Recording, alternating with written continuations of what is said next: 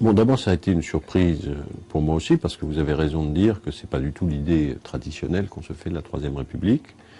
Parce que beaucoup de gens, et je me rends compte là maintenant que je fais des entretiens, ils disent mais alors vous voulez inventer une nouvelle religion. Ils pensent que je suis un faiseur de religion. Donc c'est quand même compliqué. Hein.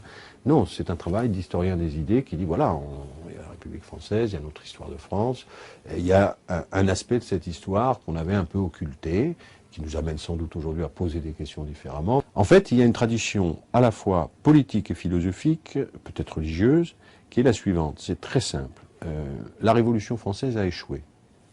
Elle a échoué d'abord en 93, 95, donc on a le retour, l'Empire, la contre-révolution, bon. Et puis une deuxième République, 1848.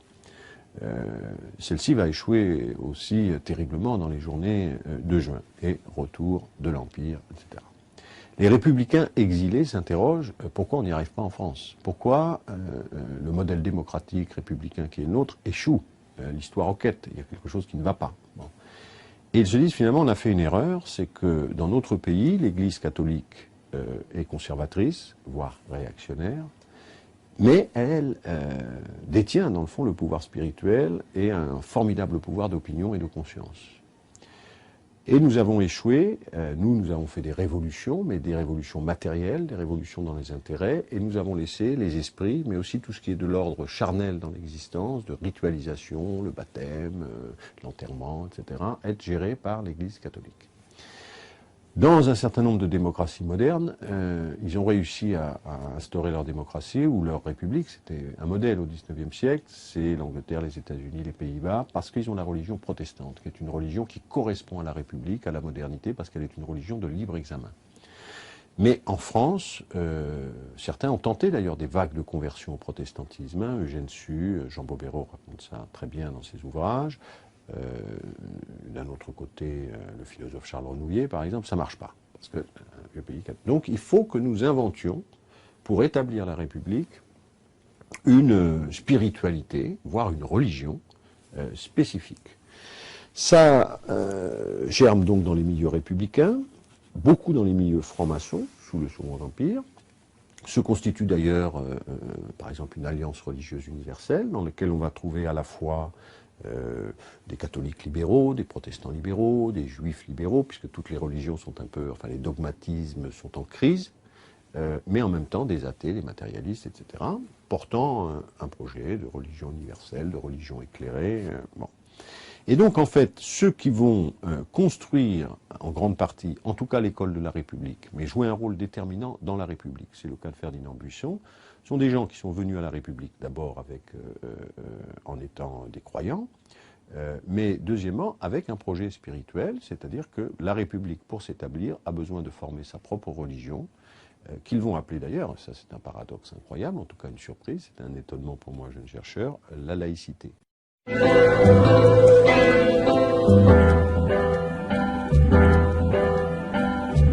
C'est une religion de la liberté, c'est une religion des droits de l'homme, c'est une religion donc de l'humanité partagée, c'est une religion de l'instruction, c'est une religion du libre examen, c'est une religion un peu hétérodoxe en ce sens qu'elle s'appuie sur tout un courant qu'on trouve à la fois dans la Kabbale, dans l'illuminisme, avec l'idée que c'est dans le fond aux hommes de continuer la création divine, donc on a une responsabilité aussi historique, ce qu'on appelle la théologie de la liberté, c'est-à-dire que l'œuvre n'est pas achevée, nous avons à la poursuivre, nous avons cette mission, et puis c'est comme je le dis, religion démocratique en ce sens que autant l'idée est de l'incarnation à travers Jésus, c'est-à-dire un seul homme, et eux leur idée c'est que dans le fond le divin, ou je ne sais pas comment dire, doit s'incarner dans tous les hommes, à égalité, pas de clergé, pas d'intercesseur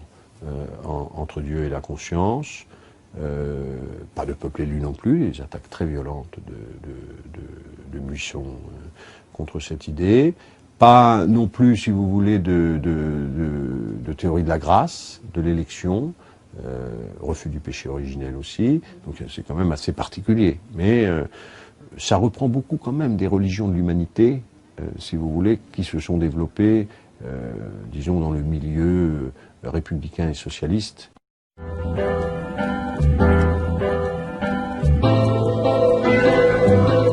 C'est une religion, dans le fond, qui va être contre toutes les orthodoxies, d'une certaine façon contre tous les dogmes. Et c'est pour ça que d'ailleurs une des questions qui se pose à l'époque, c'est religion ou irreligion.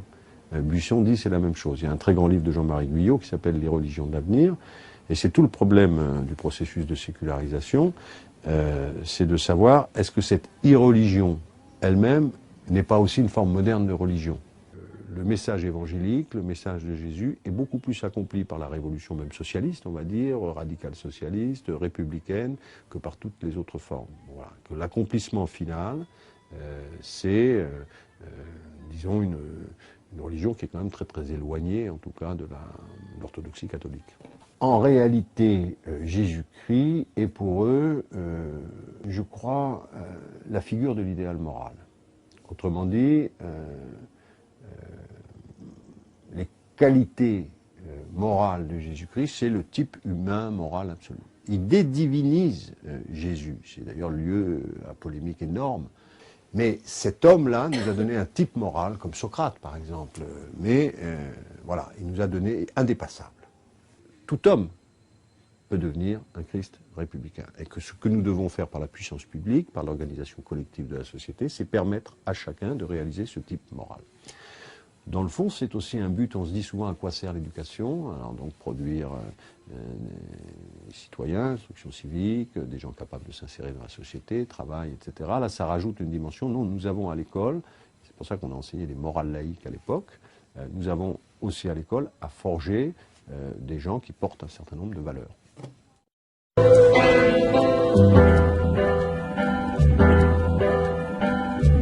Moi, je crois que cette laïcité, si elle est assumée comme étant ni neutralité ni indifférence, ça ne veut pas dire qu'elle n'ait pas le respect, elle est bien entendu le respect, je pense qu'elle a quand même beaucoup de ressources en elle pour organiser démocratiquement et dans le respect de l'aspiration religieuse, la vie des sociétés comme les nôtres.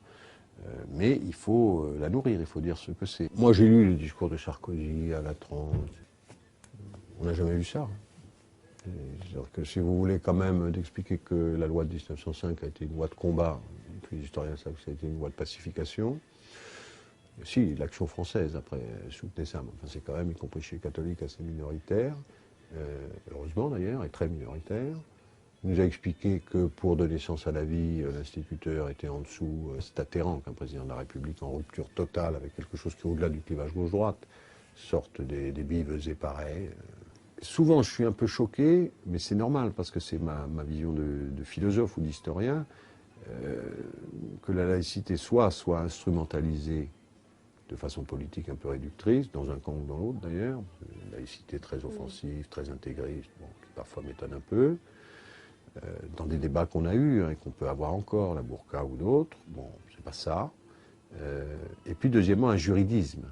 C'est-à-dire la réduction, dans le fond, de ce qui est pour eux, religion, ça veut dire le lien, hein, donc quelque chose de très nourri et qui organise vraiment les rapports des hommes entre eux, dans l'homme au sens générique, hommes et femmes, de nous dire, bon, voilà, c'est un arrêté du Conseil d'État. Non, c'est plus que ça. C'est beaucoup plus que ça, avec une idée très très particulière, qui est très souvent l'inverse de ce que pensent les gens, c'est-à-dire que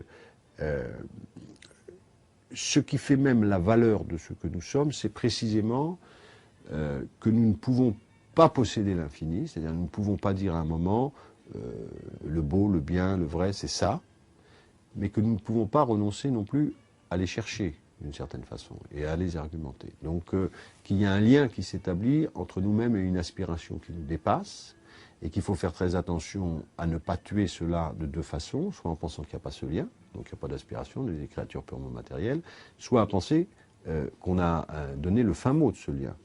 C'est-à-dire, moi, curé, ou moi, pasteur, ou moi, philosophe, ou moi, je ne sais pas quoi, politique, je détiens la vérité, je détiens le bien, je détiens. Donc on doit ne pas y renoncer, ne pas le posséder en même temps. Et c'est dans cette tension-là que s'inscrit d'ailleurs ce qu'ils appellent l'aspiration religieuse. C'est je ne renonce pas à quelque chose qui me dépasse, c'est présent dans mon expérience, et en même temps, j'élabore laïquement cette dimension que je reconnais comme une transcendance qui anime mon immanence, mais je ne la possède jamais. Et donc je ne viens pas en chair dire à mes brebis, voilà la vérité, je les incite à la chercher par eux-mêmes, etc. Voilà.